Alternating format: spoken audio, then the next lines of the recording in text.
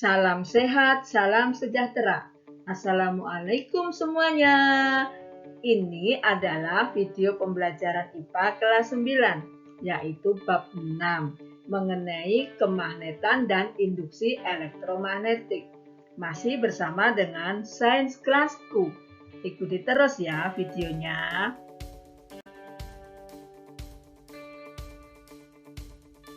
Medan magnet di sekitar kawat yang berarus listrik.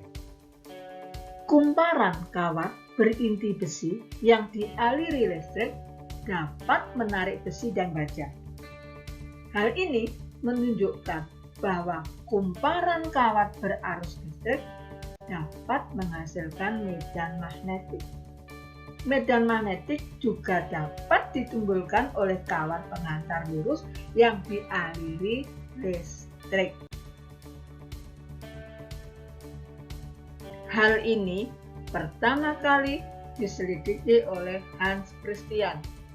Dia melakukan percobaan seperti berikut. Gambar yang A, kutub utara selatan jarum kompas sebelum kawat dialiri arus listrik berimpit. Sedangkan gambar yang B, penghantar dialiri arus listrik dari arah utara, kutub jarum kompas menyimpang ke timur. Sedangkan gambar yang D, penghantar dialiri arus listrik dari arah selatan, kutub utara jarum kompas menyimpang ke barat.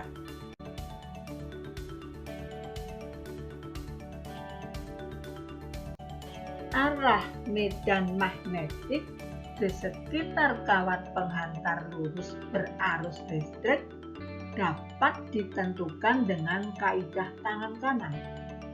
Kaidah tangan kanan ini juga dapat digunakan untuk menentukan arah medan magnetik pada penghantar berbentuk lingkaran yang dialiri listrik.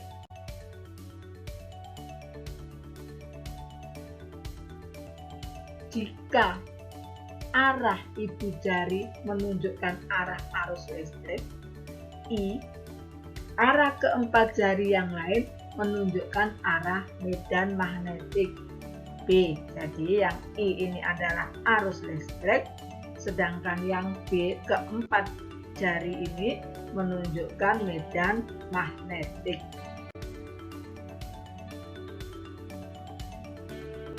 Elektromagnetik.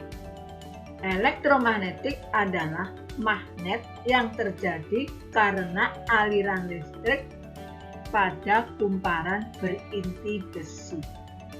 Elektromagnetik ini memiliki beberapa kelebihan dibandingkan magnet permanen, yaitu 1.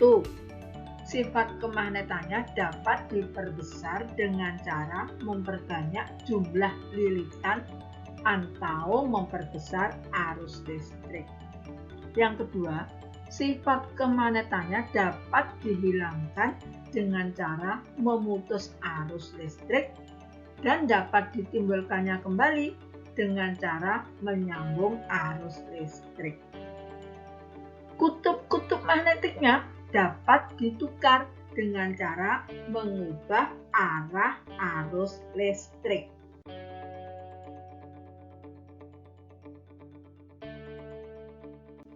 Gaya Lorentz terjadi apabila kawat penghantar berarus listrik berada di dalam medan magnetik.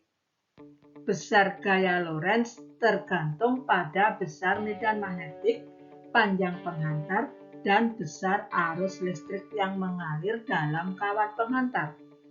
Besar gaya Lorentz dapat ditentukan dengan persamaan sebagai berikut.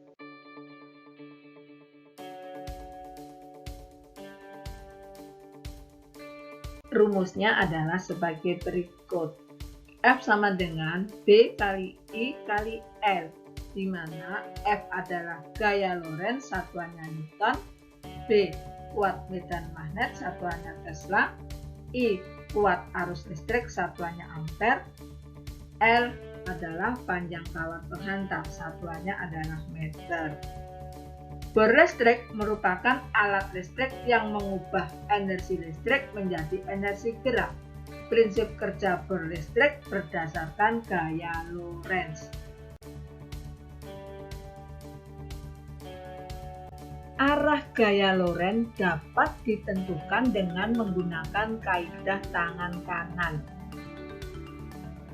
Jika ibu jari menunjukkan arah arus listrik dan jari telunjuk menunjukkan arah medan magnetik B, dan jari tengah menunjukkan arah gaya Lorentz.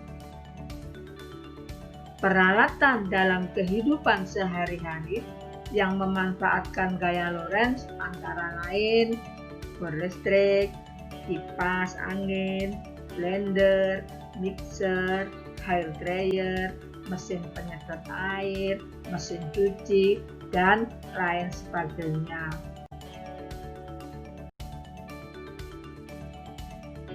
Gaya gerak listrik induksi. Kawat penghantar yang dialiri listrik dapat menimbulkan medan magnetik. Perubahan medan magnetik dapat menghasilkan arus listrik.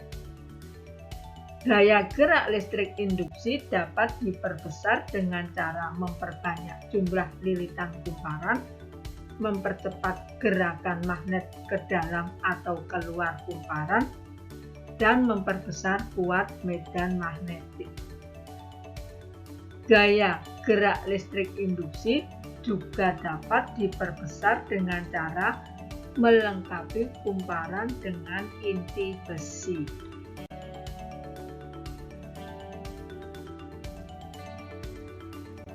Gaya gerak listrik induksi juga dapat ditimbulkan dengan cara 1. Memutar magnet batang di dekat kumparan. 2. Memutar kumparan di dekat magnet batang. Yang ketiga, memutus hubungkan arus listrik pada kumparan primer sehingga terjadi arus induksi pada kumparan sekunder.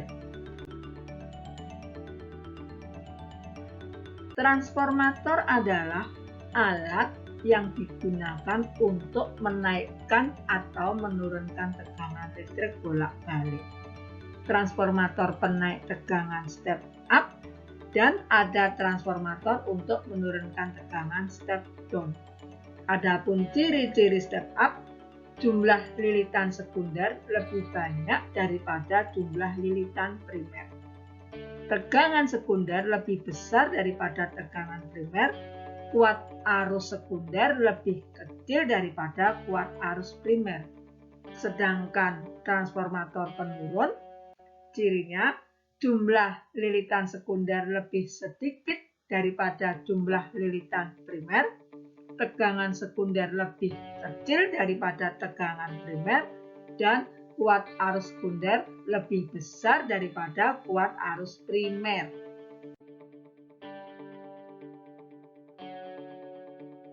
Hubungan antara jumlah lilitan kumparan dan gaya gerak listrik induksi atau tegangan pada kumparan primer dan sekunder dapat dinyatakan dengan persamaan sebagai berikut. NP per NS sama dengan PP per PS. Nah, NP itu artinya jumlah lilitan kumparan primer, NS jumlah lilitan kumparan sekunder. PP artinya tegangan pada kumparan primer, PS artinya tegangan pada kumparan sekunder.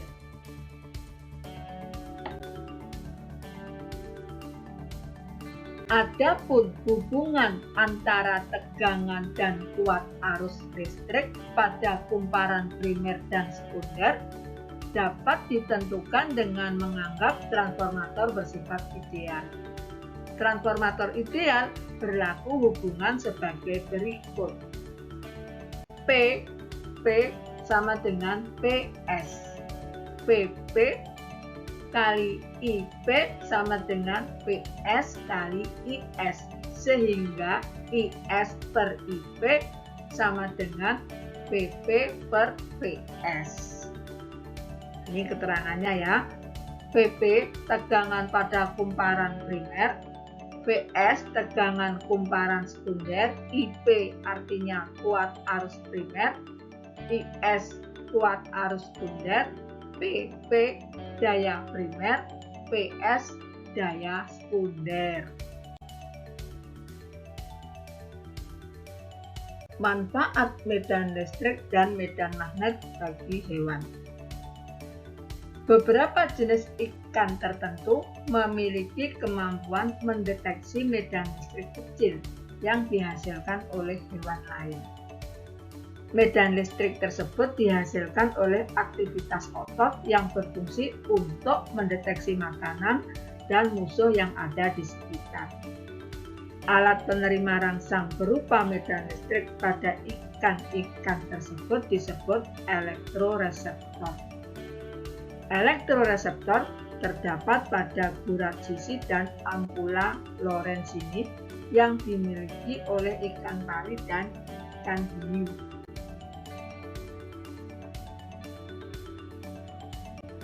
Hewan-hewan tertentu memiliki kemampuan untuk berorientasi terhadap medan magnet bumi. Kemampuan tersebut bermanfaat dalam navigasi, sehingga hewan-hewan tersebut dapat mengenali kutub utara dan kutub selatan, arah utara dan arah selatan. Hewan-hewan yang memiliki kemampuan berorientasi terhadap medan magnet antara lain lebah madu dan burung.